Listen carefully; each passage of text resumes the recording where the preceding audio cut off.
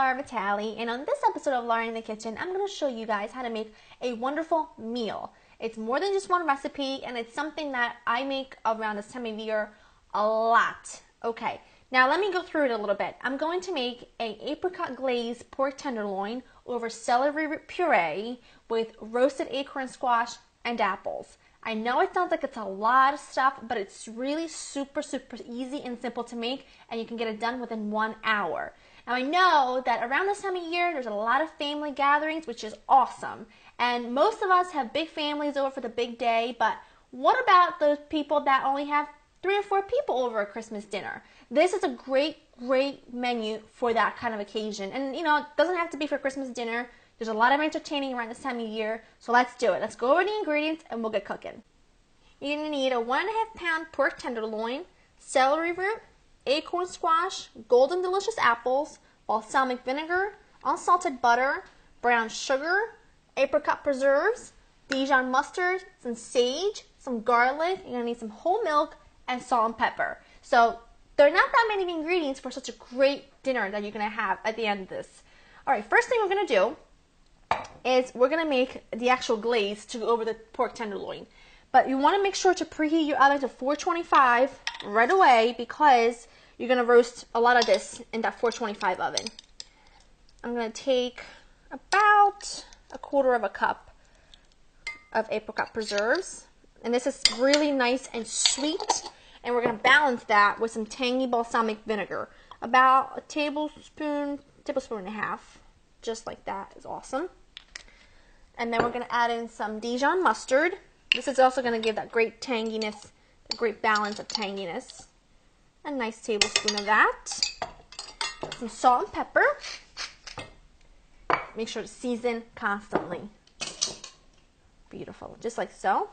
And I'm just going to put this on the burner. I want everything to warm up and kind of like get a little syrupy on me so I can just brush it over that pork tenderloin easily. So onto the stove, just a couple minutes so everything is kind of melted together.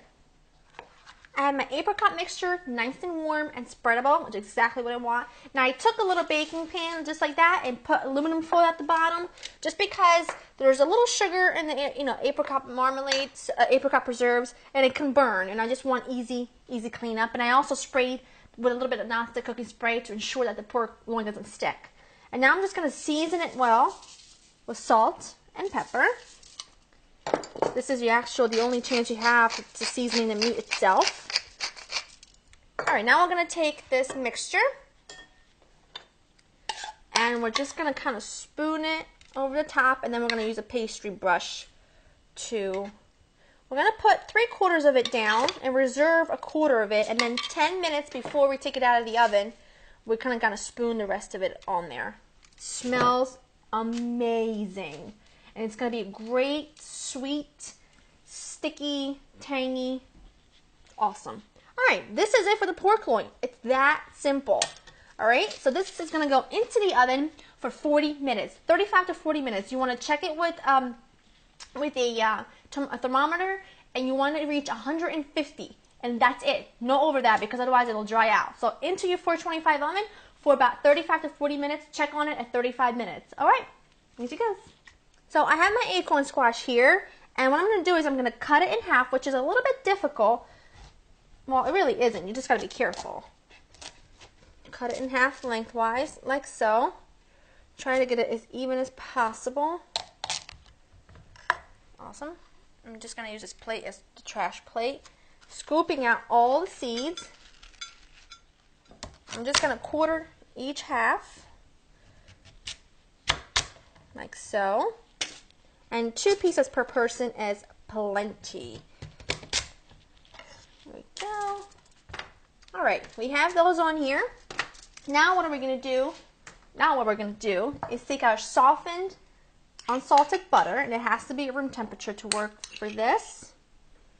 Okay, I'm just going to put a tiny bit of balsamic vinegar in it. About a teaspoon. And lots of salt and pepper, because it's going to be a great balance of, again, sweet, tangy, salty, which is what we want. Mix this together with your hand. Your spoon. I don't know why I said mix it with your hand. All right, and let's just put it all in here. Doesn't matter, we're gonna just toss this all together with our hands. And just put these cut side up. Now I coated all of these with that butter mixture, and I'm just keeping them tightly close together because I'm gonna cover them with aluminum foil. And I want them to kind of steam in there a little bit, because then we're gonna take off the aluminum foil and they're gonna roast. So just cover these with about a half a cup total of brown sugar. Oh, I can't wait to eat that. I'm gonna reserve the rest of this brown sugar for my apples that are gonna wait to go on to the last 10 minutes. Take your aluminum foil and just cover these up. All right, into the oven with that pork loin for 20 minutes. And then we're gonna take off the aluminum foil and then we're gonna roast them a little bit more. Now these are done. Next step is that celery root. Now this ugly little thing is actually incredibly delicious. It is a celery root. It's got a very nice mild celery flavor to it. And when I kind of treat it the way I would a mashed potato. It's so amazing. Now we're gonna have to peel it, and to peel this, you just kind of cut off the top and the bottom. You want it to have a place to sit on. And then using your knife, you gotta kind of peel off the skin. You cannot use a vegetable peeler for this, it won't work. I've tried. I'm just trimming any from the bottom, and I'm gonna cut it in half so it's easy for me to trim some without throwing the meat away. That's good. I'm just going to rinse it really quickly. And now I'm just going to cut this into bite-sized pieces. Just like that. Put them directly into a saucepan. Not that big of a saucepan because otherwise you use up a lot of milk. Last piece. Alright, we have our celery root in there. Now we're just going to put in some whole milk, enough to cover the celery root. Maybe a touch more. Yep. Now we're going to infuse this milk with some garlic cloves, 2 garlic cloves, small, and some sage leaves, some fresh sage. And I'm just going to nestle the whole thing in there. Just like that. And I'm going to put this on the stove, and I'm going to just let this come to a boil, turn the heat down to simmer, and let this cook for about 20 minutes until it's fork tender, and then this is going to come out, and we're going to finish everything together. Now my pork tenderloin was cooking for 30 minutes. I took it out. I put the rest of my, well, it's almost like a chutney. My rest of my glaze on the top, and now it's going to go back in for 10 more minutes. And while that goes in for 10 minutes, I'm going to take out my butternut squash. And take note, my celery root puree has got another 10 minutes to go, so that's perfect. My acorn squash. Now the sugar on the sides does burn a little, but that's why we kept them all together. Perfect. Awesome. Now I'm just going to take my apples, and I just halve them. I didn't quarter them because I personally like the way that it did look. Just going to squeeze those in. And I'm going to put a little brown sugar in each one as well. And I'm not going to put any butter on the apples, just a little brown sugar, because I want it to kind of take part as far as like almost like an apple sauce type of thing. Okay, and I'm going to just sprinkle a few sage leaves onto that acorn squash. Just like that. Alright, this is going to go back in the oven for another 10 to 15 minutes until the acorn squash has caramelized, cooked all the way, and the apples have cooked just about all the way through. And that'll be the same time the celery root puree will be done. The celery root will be done cooking and we can puree it. And the pork will be done. So here we go.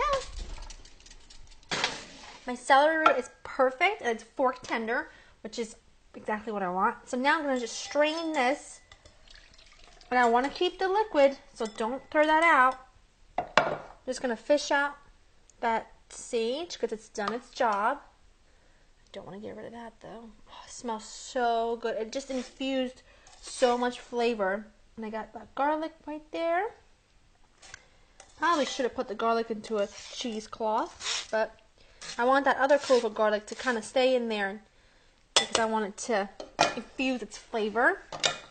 All right, just gonna actually do this backwards. I'm gonna put that in there. Put this in here. I'm going to season it really nicely and generously, with some salt and pepper. It is very sweet, so it does need a good amount of seasoning. All right, I also took my pork out. I cooked for 40 minutes at 425, and it's 150 exactly, and I'm letting it rest for 10 minutes before I cut it. And my acorn squash is in the oven for just the last couple minutes while I finish this up. All right, let's just do a little bit of the milk at a time. Okie doke. And I'm just using an immersion blender, but you can use a food processor, you know, whatever you use to mash up your potatoes. You just want a nice puree. All right, that's perfect. I'm just gonna taste it for seasoning. Oh, it's right on. Wow. That's fantastic. It's such a nice take on like a traditional kind of boring mashed potato. This is incredible. It's got the great flavor. It's nice and sweet. And it just tastes like it's very expensive and you would get it at a fancy restaurant. But it's actually really cheap. This whole menu is very inexpensive. I think it cost me, I don't want to say maybe $12 for everything to feed 4 people. Pork tenderloin is kind of cheap. Celery root, not that expensive. I think it was like $2. An acorn squash, that was $1.50 I think it was, and a couple apples. I mean, come on. You're going to have a great restaurant quality meal right at home. Just going to put this in the sink, grab my roast pork, and grab my pork tenderloin, and also my acorn squash and apples. I got my pork tenderloin nice and rested. It's ready to be carved. And now I'm just going to take here's how I like to serve it. You don't have to do it this way, but this is how I like to do it. I'm going to take the celery root and just put it right in the middle on my platter. Just like that. Here we go. That's taken care of. Let's get our pork tenderloin. Those juices are goodness. Do not get rid of them. Smells amazing. And wait till you see how juicy it is. Ready? Look at that. Let me get you a better shot. Look at that. Still a tiny bit pink inside. Not like pink, but just a hue of pink in there, and it's going to just be so moist. 150 is a perfect temperature for pork loin every single time. Just going to slice the whole thing up. Okay, here's what we do. I take this carefully, a little bit at a time though, and just put it right on the top. Just like that. All those juices are going to collect right on that celery root puree, and it's going to be awesome. Okay, last tiny bit. Fan it out just a touch. Awesome. Oh, I cannot wait to eat this. All right, take those leftover pan juices right over the whole thing. All right, now I'm just going to grab my apples and my acorn squash. I got my acorn squash and apples out of the oven. I'm just going to test the acorn squash by putting a knife in. Comes out very easy. Perfect. Look how beautiful the apples are. See why I didn't quarter them? I'm just going to line the apples on one side. And it's just a beautiful, rustic, fancy looking dish, which I love. And we have this caramelized acorn squash, which to me is just screams beautiful and awesomeness. Just gonna lean all of these over just like that. That sage has now gotten nice and crispy. Whoop! Sorry. Here we go. Like that. And last one. And just like to take some leftover fresh sage and just like that. Is that just awesome looking or what? It's festive. It's wonderful. You can serve this at your holiday table and you will be a superstar. And you can also just serve this, you know, in the middle of the week. If you have friends coming over, you want to really wow them, make them this dinner. You can do it in 1 hour. We did it together, basically cooked everything itself.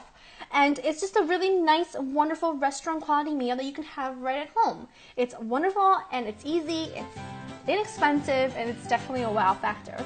To get this recipe and other recipes, check out my website, www.laureninthekitchen.com, and I wish you a wonderful holiday. Bye-bye.